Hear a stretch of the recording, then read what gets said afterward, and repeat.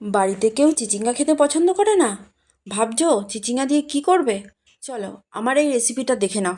দেখবে যারা চিচিঙ্গা খায় না তারাও কিন্তু চেটেপুটে খেয়ে নেবে। চলো দেখে নাও আমি চিচিঙ্গা দিয়ে কি বানাচ্ছি। দেখো এখানে আমি ছোট ছোট করে আলু ডুমো ডুমো করে কেটে নিয়েছি। এখানে ধরো এই 3টে মতন আলু দিয়েছি। আর চিচিঙ্গাগুলোকেও দেখো ছোট ছোট করে কেটে নিয়েছি। তারপরে খুব ভালো করে ধুয়ে নিয়েছি। এরপর কড়াই নিয়ে নিলাম। কড়াইতে দিয়ে দিয়েছি সর্ষের তেল। এখানে আমি 2 চামচ মতন সর্ষের তেল দিয়েছি। এবার তেলে দিয়ে দিলাম কালো জিরে ফোড়নের জন্য। ফোড়নটা একটু ভাজা ভাজা করে নেব। আর গ্যাসের আঁচটা কমিয়ে রেখেই কিন্তু আমি রান্নাটা করব।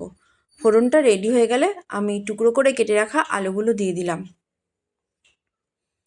আলুগুলো দিয়ে 2-3 মিনিট মতন নাড়াচাড়া করে নেব।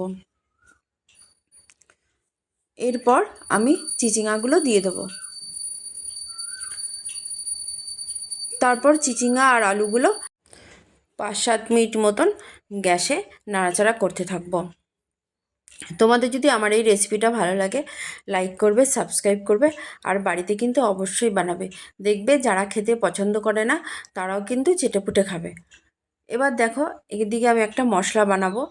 এই দিকে আমি 1.5 চামচ মতন পোস্ত দিয়ে দিয়েছি।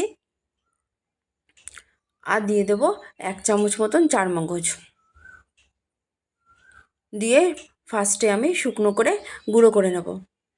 এইভাবে গুঁড়ো করলে না পোস্ত আর চারমগজ খুব ভালো করে গুঁড়ো করা হয়। এবার দেখো কয়েকটা লঙ্কা দিয়ে দিলাম। ঝালটা তোমরা নিজেরা নিজেদের সুবিধা মতোই দেবে। সামান্য একটু জল দিলাম। জল দিয়ে খুব ভালো করে মিহি পেস্ট করে নেব। এইদিকে দেখো চিচিঙ্গা আর আলুটা অনেকটাই মজে গেছে। এরপর এর মধ্যে আমি পরিমাণ মতন হলুদ দিয়ে দিলাম আর দিয়ে দেবো পরিমাণ মতন নুন। নুন হলুদ দিয়ে আবারও একটু ভালো করে মিশিয়ে নেব। এরপর আমি এর মধ্যে দেব একটা টমেটো পেস্ট। একটা মাঝারি সাইজের টমেটো আমি পেস্ট করে নিয়েছি, ওটাই দিয়ে দিলাম। দিয়ে আবারও খুব ভালো করে মিশিয়ে নেব। দেখো এদিকে আমার মেশানো টেশানো হয়ে গেল। এরপর পোস্ত আর চারমগজ যেটা আমি বেটে রেখেছিলাম সেটা দিয়ে দিলাম। ওটা দিয়েও খুব ভালো করে চিচিঙ্গা আলুর সাথে মিশিয়ে নেব। একবার এইভাবে বাড়িতে বানিয়ে সবাইকে খাইও। দেখবে সবাই খুব চেটেপুটে খাবে আর প্রশংসা করতেই থাকবে। এরপর আমি এখানে পরিমাণ মতন জল দিয়ে দিলাম। বেশি না, আমি এখানে ছোট 1 বাটি মতন জল দিয়েছি, কারণ এটা একটু মাখো মাখো রান্না হলেই খেতে ভালো লাগবে, সেই বুঝেই আমি জলটা দেব। জল দিয়ে খুব ভালো করে মিশিয়ে নিলাম। তারপর ঢেকে রাখবো এই ধরো 15 মিনিট মতন। মাঝে কয়েকবার আমি ঢাকনা সরিয়ে একটু নাড়ি চাড়িয়ে দিয়েছিলাম। চলো 15 মিনিট পর ফিরে আসলাম। এরপর এখানে আমি সামান্য একটু চিনি দিয়ে দিলাম। আর আমি চেক করে নিয়েছি চিচিঙ্গার আলুটা কিন্তু একদম নরম হয়ে গেছে। এরপর এখানে কাঁচা সর্ষে তেল দিয়ে দিলাম 1 চামচ মতন। এই সর্ষে তেলটা দেওয়ার চেষ্টা করবে, সর্ষে তেল দিলে কিন্তু এর টেস্ট আরও বেড়ে যাবে। এরপর খুব ভালো করে আমি মিশিয়ে নেব। এই রান্নাটা কিন্তু আমার একদম রেডি হয়ে গেল।